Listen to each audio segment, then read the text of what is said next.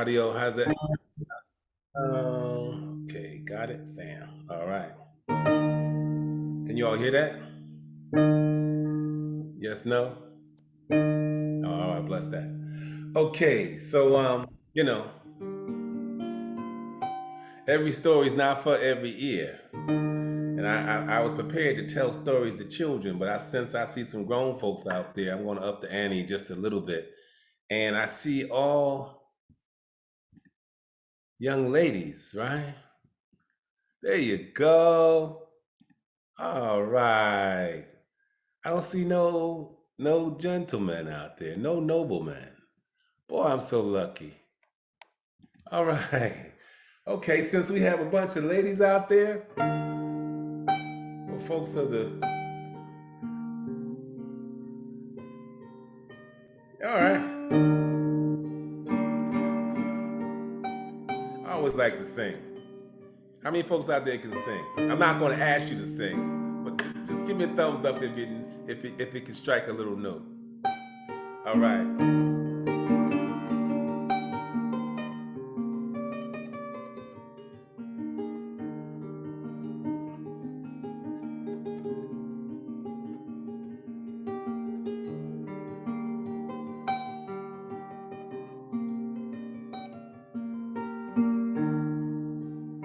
Shadows are falling under the sun. The moon's over the mountain and a new day's done. I know it's late and you got places to go. Tell me just one more story before you go. Here's to the mother that sings for the brother. And here's to the sister that cries when she's all alone. Here's to the lady that brings joy to the babies. This world's a strange place, but we don't have to be alone. Shadows are falling under the sun. The moon's over the mountain and a new day is done. I know it's late and we got places to go. Tell me just one more story before you go. Tell me just one more story. Tell me just one more story before you go. You see, there was this beautiful woman.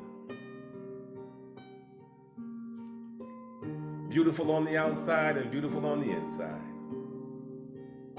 Sometimes she would feel sad.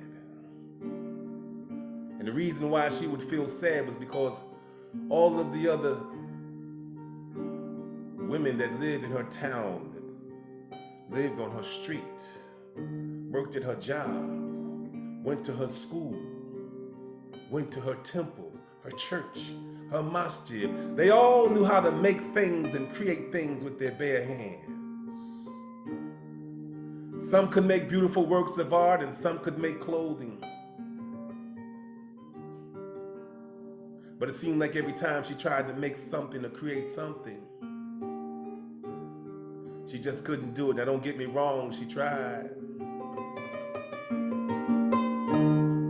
But it seemed like no matter how hard she tried, she just couldn't create anything. There was this elder, they called her Mama. Sometimes they might have called her Abuela, Nana. And they loved this woman, and she loved each and every one of them. Her hair was white like the color of the clouds, skin black like the garden soil. And to show her how much they loved her, all of them were making something for her with their bare hands. Hey!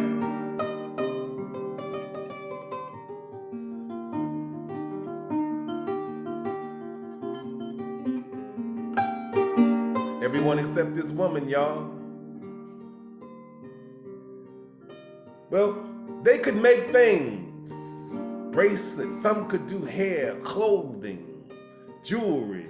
No matter how hard she tried, she couldn't do anything. So one day, she stood up and she began walking, not paying attention to where she was going. She found herself right at the base of this beautiful river. It was a beautiful day. The sun was shining, birds flying, fish jumping. She looked out onto that water, and in her mind, she began to compare herself to those other women.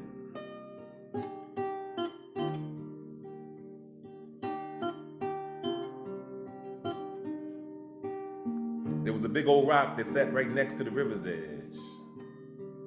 She walked over to that rock, sat down on that rock, and then she just buried her face down in her hands. She began to cry.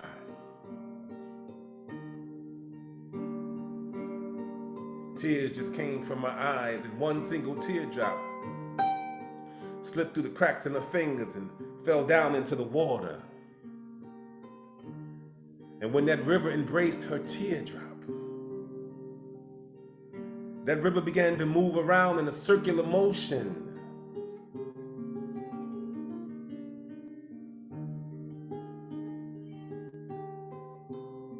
And then all of a sudden, that river began to sing a song to that woman. Hold out your hands, child. Open up your hearts, my child. Watch those sparkling lights as they dance across the water. Yeah. Hold out your hands, child. Open up your hearts, child. Watch those sparkling lights as they dance across the waters. She jumped up because she couldn't believe that no river could be singing a song like that, y'all. Come on, and the music could be so sweet. She stood up and she turned around and she started walking back home with a big old smile on her face. Thinking about the river, thinking about the music and the words to the song. And late that night when she went to sleep in her bed, that river came to her again in a dream. And when morning comes, she walked outside and saw many of her friends and her workmates. And they all had gathered up the things that they had made with their bare hands, but still she had nothing. So this time, instead of walking down to the river,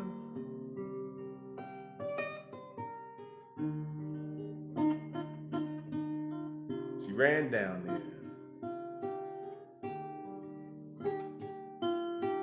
And when she got down to the river this time, she didn't sit down.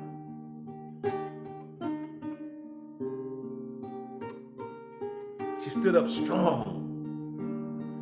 And once again, the river sang to her, but this time when the river sang to her, all these beautiful rays of sparkling lights came up off the surface of the water, dancing around her feet, her knees, into the palms of her hands. She got so excited. She started to run. But then as she looked at all those beautiful healing colors, colors like red and orange and green and yellow and some colors that they ain't had when I was little, like fuchsia and magenta and all those other kind of things. She had a beautiful scarf tied around her neck. And down on the ground, there was a jar. She picked up the jar and she began grabbing those lights out of the air, placing them down inside of that jar. And then she took off back to her town, her city, her neighborhood, her community. And when she got back, she saw a line as far as she could see. And in that line, there was nothing but women. And each and every one of them had their gift that they had made for this woman, this elder. Well, the line moved very quickly, but the closer she got to this woman, the more insecure she began to feel. She could feel her heart beating like it was about to burst. Her mouth was dry, the palms of her hands were moist. And when she stood in front of that woman's eyes were closed. And she spoke to her in a very soft voice. She said, "Mama, this is my gift, but I didn't make it with my own hands." And the elder reached out and touched that woman's face. And when she touched her face, the woman, she smiled. And the elder said, "I feel like your gift will bring so much power, so much happiness, so much contentment, so much joy." And she handed her that jar. And the elder removed the scarf from the jar, and all those beautiful lights, they came up, went up into the air. And all of the other women that were there, when they looked up at the lights came down and blinded each and every one of them. Uh-oh. Just temporarily, y'all. Just temporarily. And then the lights came down in the elder's eyes, and she grabbed her face and she began twirling around and screaming. But she didn't scream because she was angry. She didn't scream because she was in pain. She didn't scream because she was frustrated or angry. She screamed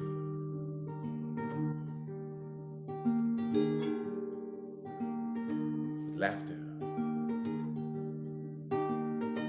happiness, and joy.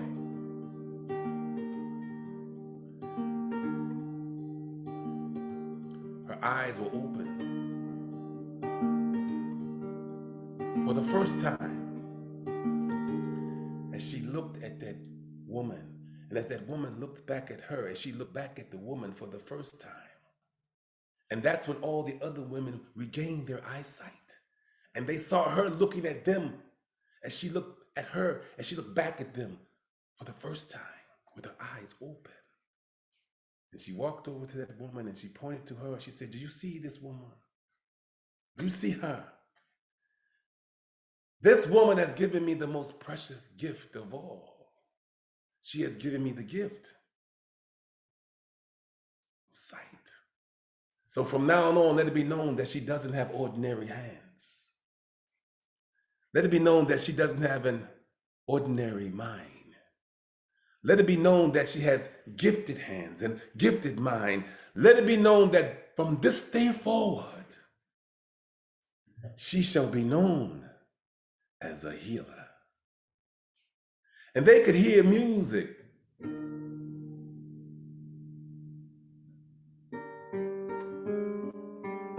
Music.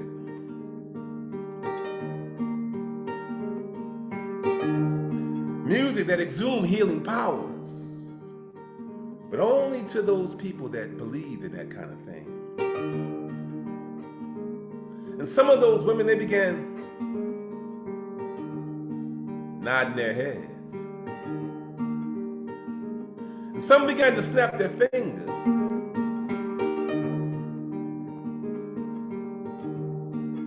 And some even closed their eyes as they listened to that river sing and praise that woman.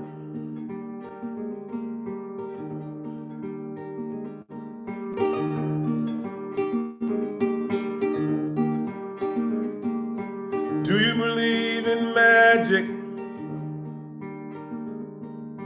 Do you believe in happiness? Do you believe in love? Do you believe in yourself? got to watch those sparkling lights. Watch those sparkling lights. Watch those sparkling lights. Watch those sparkling lights. Got to watch those sparkling lights. Got to watch those sparkling lights.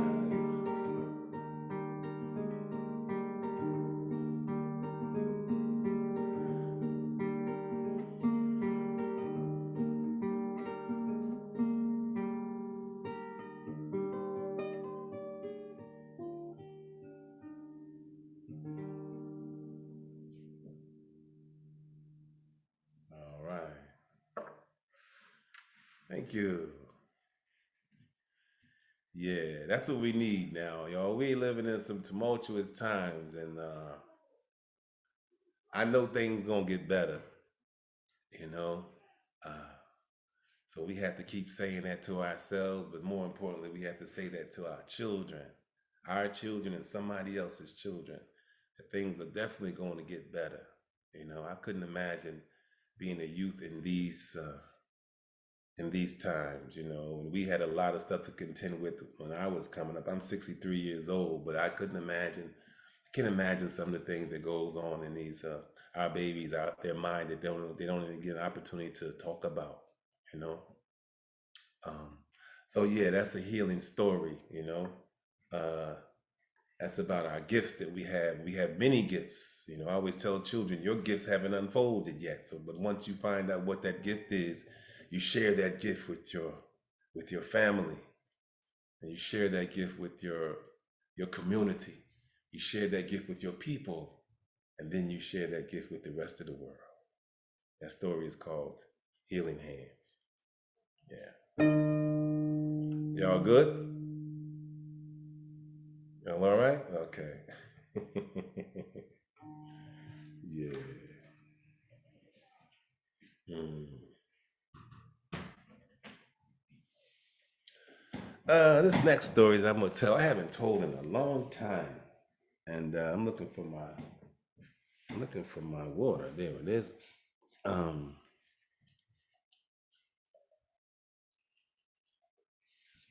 um, in Hollywood, they take a lot of stories that come from Africa, and they flip the script and and put them back out there. And a lot of folks don't realize that where these stories come from. Okay. Um, so this story is a story that comes from Mali, and there are universities that actually teach this story. It's a saga. They teach this story in their, I guess, English literature class, or either a folklore class, you know. And it's a story about a man named Sunjata Kite. Anybody ever heard of him? Anybody? You can talk to me. All right, never I have heard of. not. Who? Say it again. I haven't. You haven't? Okay, all right. Yeah, it was Sunjata Kite. Um, I'm not going. I'm gonna go right into the story. Uh,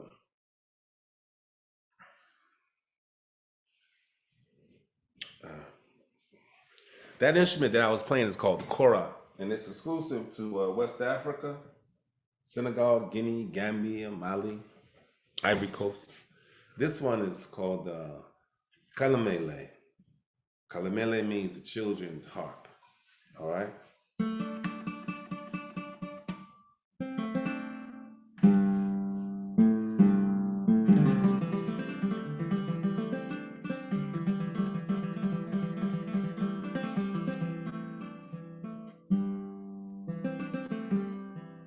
And this is the story that the Jellies tell. The French called them griots, but the Jelly, the gatekeeper of the culture, the Jelly was or is the one who advises the leaders, the one who motivates the children.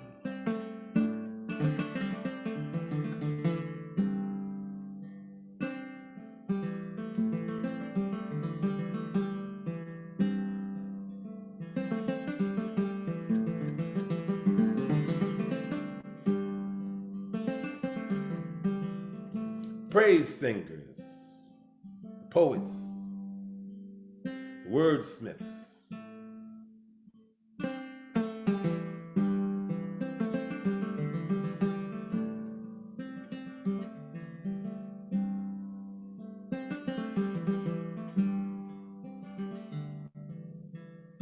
In a place called Mali, there was a prophecy. And this prophecy said that this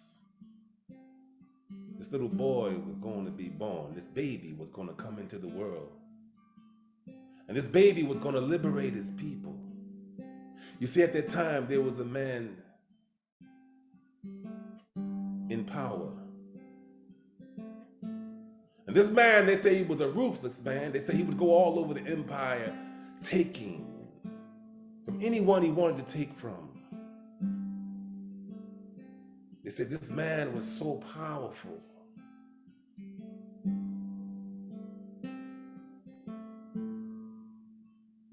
Lions and even elephants would run and shake and hide like old frail women or men. His name was Sumaguru. But at that time, this little boy, he was born. It was prophesied that he would come back and liberate his people.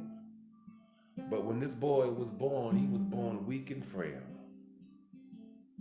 And when that midwife pulled him from his mother's womb, when those other women who were in the compound, when they saw this boy, when they saw his physical features, many of them ran out. You see, his body was very frail, his legs were very small, and his neck could barely hold the weight of his head. And this boy didn't even open up his eyes to cry.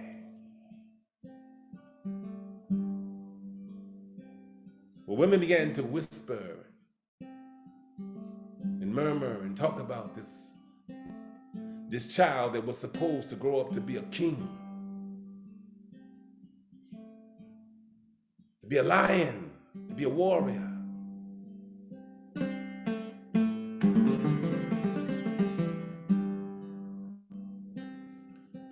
Well, 1 year went by, and this boy, he grew. 2 years went by, and the boy, he grew. But by 2 years, they made his mother move outside of the compound. They made her move outside of the neighborhood. But that boy, he kept on growing. At the age of 3, he grew. But he still could not walk. All the other children, they were walking and jumping and climbing and skipping, but not this boy. At the age of 3, this boy still could not walk. His mother took him to every doctor, every faith healer, every herbalist. But no one could find a cure for this boy. She would rub him down with roots and herbs and oils that she got from the forest, but nothing worked. At the age of 5, he still could not walk.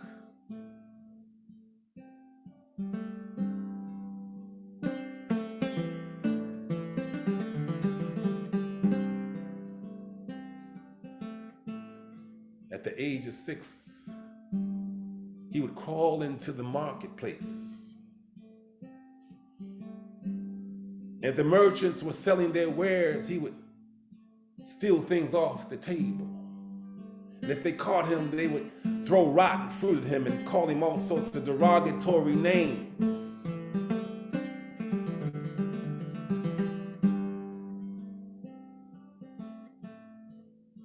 But his mother always came to his defense. And she would say things like, "How dare you mock my son? Don't you know who this boy is? Don't you know what this boy is going to be?" And they would laugh. They would say, "This boy?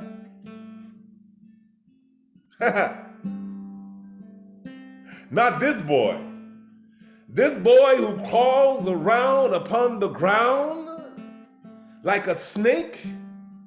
This boy who wallows around in the mud? How can a lion rule if he cannot walk? They would laugh. Over and over and over again, they would laugh. One day, he was out there on the ground, and there was another little boy his same age, wanting to play with him. But when that little boy walked towards him, his mother saw him walking towards that boy that was on the ground, and she walked up and she grabbed him by the scruff of his neck and his shirt. She said, "You stay away from that boy, you hear me? That boy has some kind of disease or something. Don't you let me catch you playing with that boy. Now you go home." That little boy named Sunjata heard the words that that boy's mother spoke.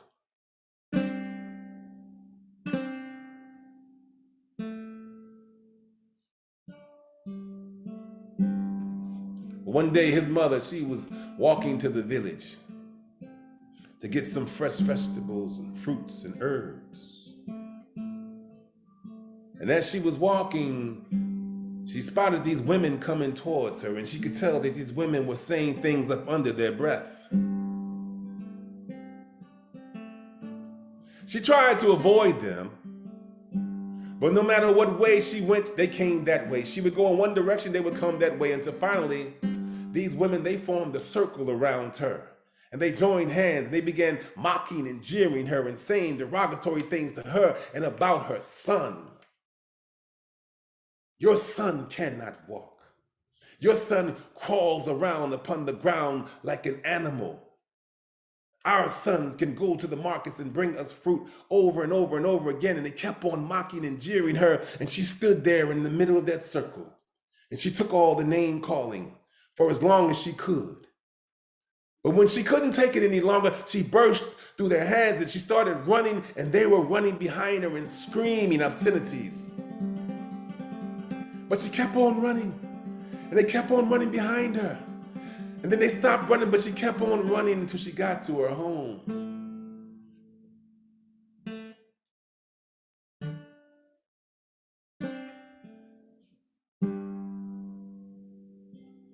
Crying, sweating, shaking convulsively, crying. There on the ground, up in the shade, looking like he was molded in the dirt, was her son, lying there. And as she looked down at her baby, in her heart, she felt something. She felt so sorry for him, and she felt so sorry for herself.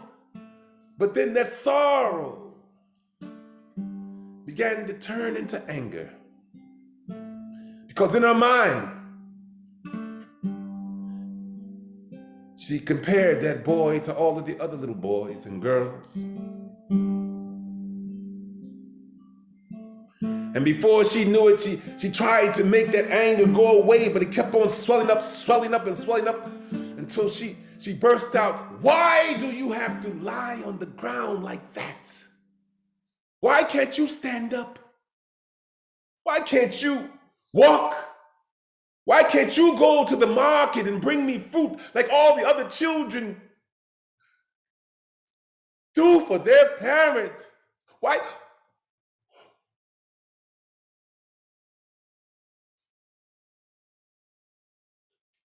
She grabbed her mouth because she really didn't mean to say these words to her baby boy. But sometimes we say things to each other that we really don't mean, but once you speak it,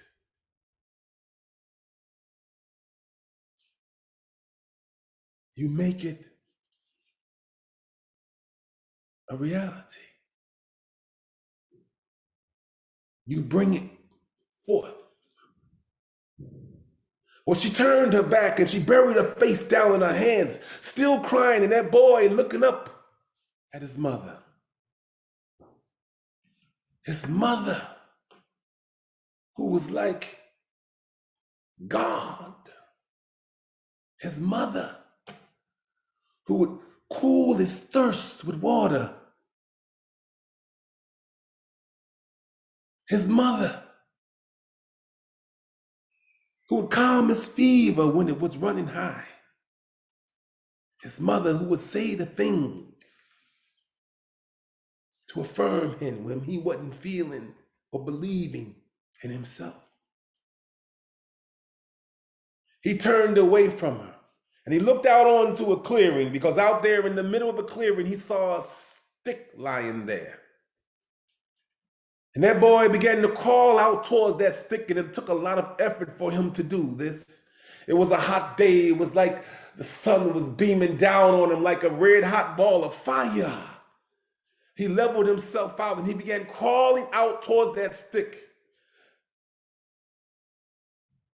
And as he crawled, he wanted to stop. He wanted to quit, but he kept on crawling. Until finally, he got to that stick and he raised himself up on his knees and reached out with one arm and then the other arm, and he grabbed that stick and he raised it high above his head. He plunged it down into the ground, and then he began to try and raise himself up, change his situation for the first time in his young life. Hand over hand over hand over hand. And the pain was excruciating. He felt pain in his thighs that he never felt before, in his stomach, his shoulders, his arms, his lips were quivering. And he wanted to stop because it was painful. Every time he raised himself up higher and higher, he wanted to quit, he wanted to stop, but then the stick began to bend and bend and bend until that stick, it bent so much that it broke and he fell down to the ground on his face. Now that same little boy who wanted to be his friend bared witness to what was going on, and his parent was not around. And he walked over to a tree called the baobab tree. It was a tree where many of the elders would reach, and they would sit around this tree. And they would talk about things that were going on in the community. And if things needed to be talked about, they talked it out. If things needed to be straightened out, they straightened it out. If things needed to be fixed, that's where they fixed it. But on this day, one of the elders had walked off and left his staff leaning up against the tree. Well, that little boy, who was the same age as Sunjata, tried to pull that stick out to his friend, but he was too small. And just then, just in the nick of time, these grown men just happened to be coming by, and they saw what was going on, and they knew what time it was. And they dragged that staff out to where that one little boy was down on his face, but then kneeled up on his knees. They put it right in front of him, and they stepped behind him, and they all folded their hands. And his young friend stood with the elders. Those men folded his hands, and they all looked upon Sunjata. And that's when the miracle happened. That one young boy had sense enough to cup his hand like this and reach over and bend down and whisper these words into his friend's ears. He said, "My friend,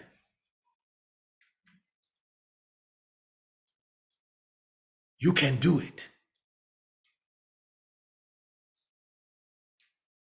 There is nothing that you cannot do. You can walk. Walk, Sunjata. Walk." And Sunjata internalized the words that his young friend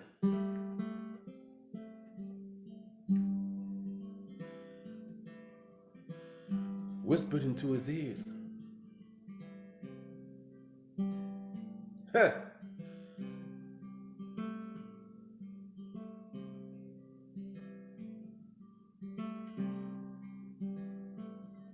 hand over hand. He began to raise himself up higher and higher and higher and higher until he pulled himself up to a stand for the first time, wavering and shaking, looking like he ready to fall down, but he didn't fall. He held his ground. He threw that stick down, threw it down to the ground. He held out his hands, and then he took one step, and then another, and then another. Step by step, looking like he was ready to fall, but he didn't fall. And his friend screamed out, "Walk, Sunjata! You can do it! There is nothing that you cannot do!" And those men, they began clapping their hands. "Walk, Sunjata! Walk!" They began screaming, "Walk, Sunjata! Walk, Sunjata!" And the women in the town, in the city, in the village, and the children, they began clapping their hands and screaming for him, "Walk, Sunjata!" Praising him, "Walk, Sunjata, there is nothing that you cannot do." And the more they affirmed him and the more they praised him, the better he got to walking. Until finally he came to that tree and he reached up on his tiptoes, and just within arm's reach, he pulled down the baobab leaf, a piece of fruit, and he placed it on the palms of his hands, tears coming from his eyes, but smiling at the same time. And he turned and he walked into the direction of where Mama was, that woman who we all call Mother. No matter how young or how seasoned, we call her name Mother. And he began walking towards her, and the people still cheering him on. And from all the screams and the cries and the jeers, his mother turned around with her fingers pressed to her face, and looking between her fingertips, she saw her baby boy walking upright towards her on his own 2 feet. For the first time, she threw her hands down and she ran out to her son and she snatched him up off the ground. And she hugged him, and she squeezed him, and she hugged him up, and she loved him up, and she rubbed him up, and she could feel his tears making her chest warm from his teardrops, and she raised up his little face, and she looked into his brown eyes, and she said these words. She said, "My son, please tell me, why haven't you not walked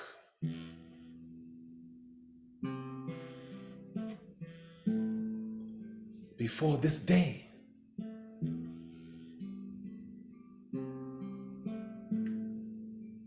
And for the first time in his life, he spoke.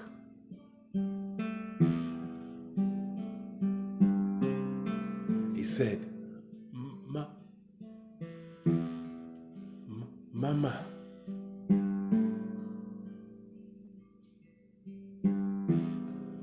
you never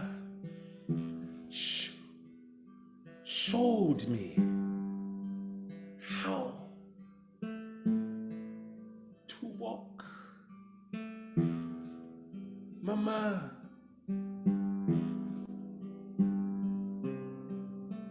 you never asked me to walk.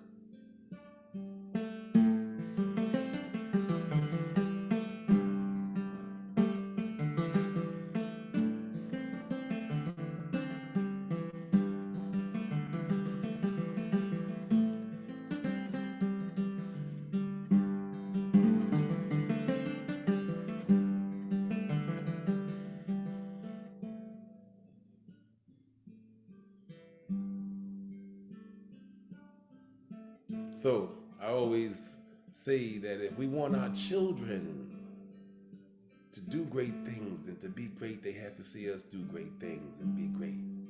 And being great does not require us to do something that's so fantastic.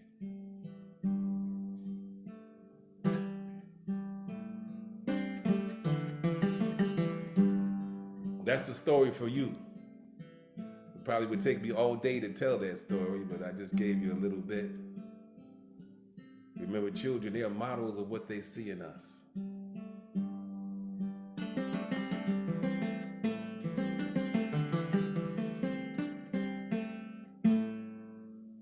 Yeah, boy.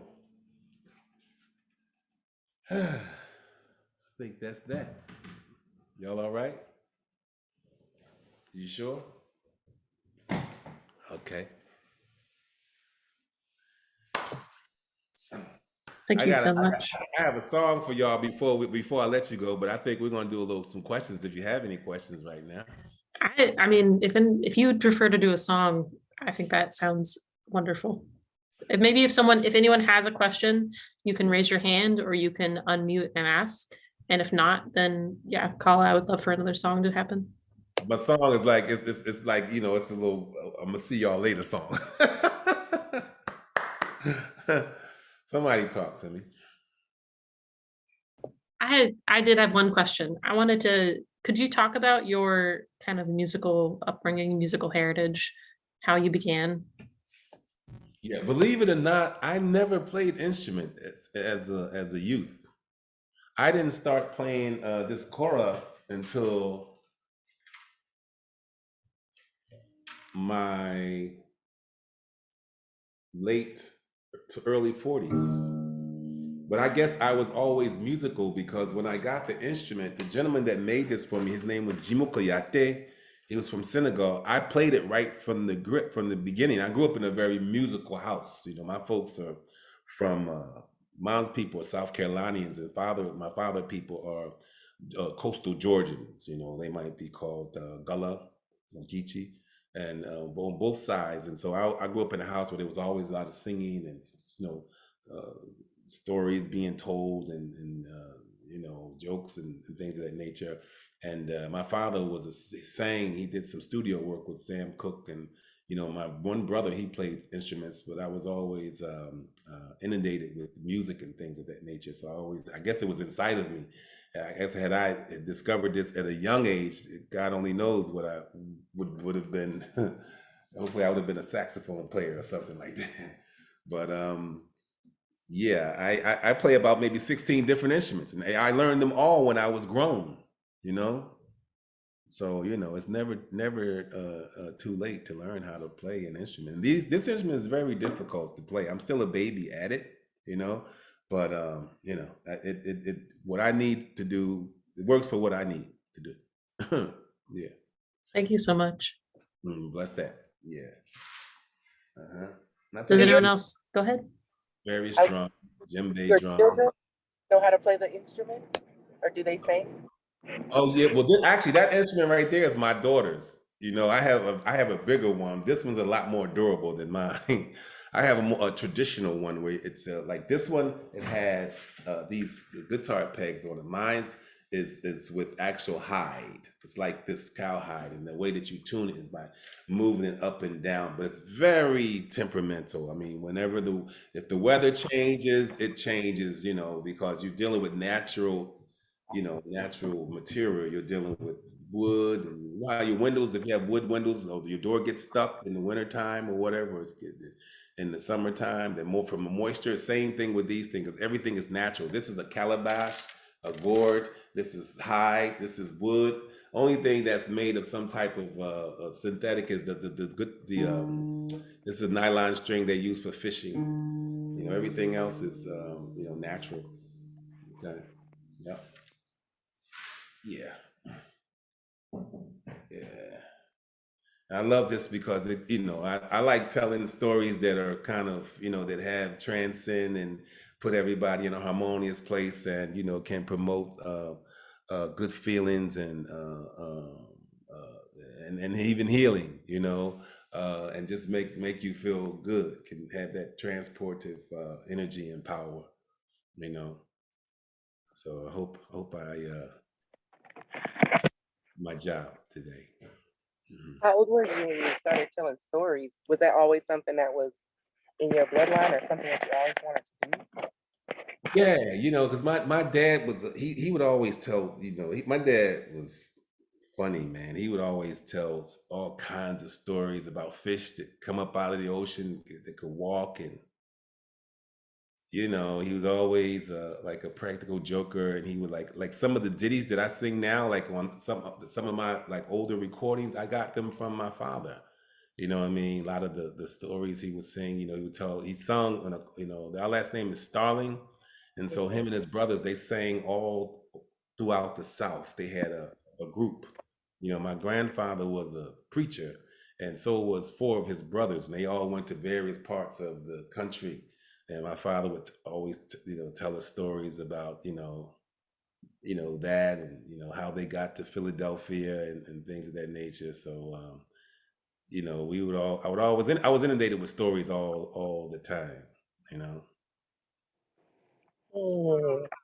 It's Yeah. like a visual story. It kind of puts me in the mind of Jacob Lawrence and how his paintings tell the story of the Great Migration. But it's like you're telling that story through music and through storytelling. Yeah. I like to lay that music in there because it takes it to a whole nother level, and it's hitting all sides of the brain. Yeah. Yeah. Well, Yes. I enjoyed it. Thank you for doing this for us. And thank you for the host. Thank you. Bless that. Thank you. Yeah. Thank you, everyone. Maybe I'll give my closing blurb and then a closing song if you feel like it, Kala. Okay. Thank you everyone for coming. Thank you for a marvelous, wonderful performance. Thank you very much, Kala. If you'd like to learn more about FundaFest, you can visit their website. I'm going to put that in the chat in a second. And let everyone should know that if you're in Providence, all Providence locations have KN95 masks and rapid antigen tests available at all locations. So stop by if you're in need of that. And have a great evening, everyone. Don't it make you want to go home? Thank you for being. Bless that. Don't it make you want to go home? Oh, Yeah. God's children, they get weary when they roam. Don't it make you want to go home? I see old Goodwill sitting up on that old telephone pole, and that old Philadelphia sun is Yes, going youth down. program. It's been a long, long time, and I'm glad that I'm going back to my hometown. I'm going on down to the Greyhound station, everybody. Gonna buy me a one-way fare. And if that old good Lord is willing, and the creek don't rise by tomorrow night, I ought to be there. Everybody sing it. Don't it make you wanna go home? Don't it make you wanna go home? Oh, God's children, they get weary when they roam. Don't it make you wanna go home? Now down on old man Bob's farm, down by the creek, we went skinny dipping there as a child. Now there's a drive-in show where those meadows they used to grow, and those strawberries they used to grow wild. There's a drag strip down by that old riverside where my grandma's cows used to graze. Now that grass don't grow and the river don't flow no more like it did in my childhood days. Everybody sing it, don't it make you wanna go home? Don't it make you wanna go home? Oh, God's children, they get weary when they roam. Don't it make you wanna go home? Don't it make you wanna go home? There's nothing like home, y'all, is it? Hey, peace and blessings, and thank you. All right. Thank you so much. Good night, everybody. God bless Thank that. you. Bye-bye. Bye. All right.